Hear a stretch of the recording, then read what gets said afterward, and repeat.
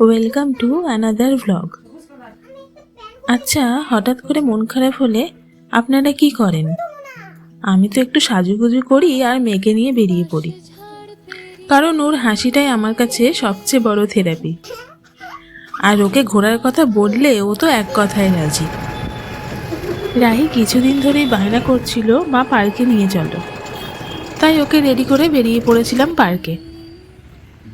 আমরা যখন পার্কে পৌঁছই তখন সেরকমও অতটা ভিড় ছিল না। আসলে আমরাই একটু তাড়াতাড়ি বেরিয়ে পড়েছিলাম, বাইরে থেকে যেহেতু পার্কটা অনেকটা দূরে সেই জন্য।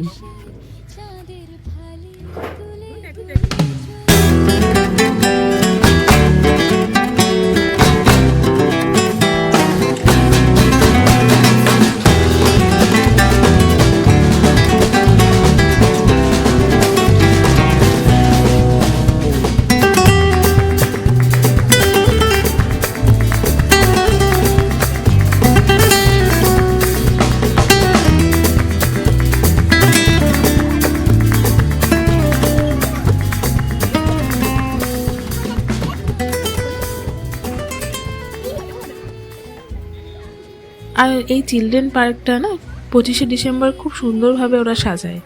আগের বছরও আমরা এসেছিলাম, এই বছর তো রাহি আগে থেকেই বলে রেখেছে মা জিঙ্গল বেল দেখতে যাব।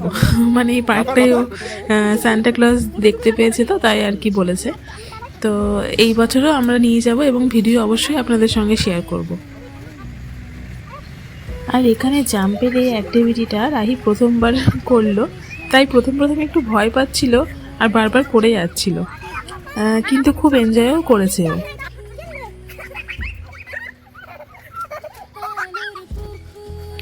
পার্কে কিছুক্ষণ খেলাধুলো শেষ করে তারপর আমরা চলে গেছিলাম পেট পুজো করতে। আর রাহির একটাই আবদার, ও বাইরে গেলে ওকে মোমো খাওয়াতে হবে, যদিও 1 থেকে 2 পিসের বেশি ও খায় না, আর ও তাতেই খুশি। আমার এই ছোট্ট ব্লগটি যদি আপনাদের ভালো লেগে থাকে তাহলে পাশে থাকবেন, পরের ভিডিও নিয়ে আসছি খুব তাড়াতাড়ি।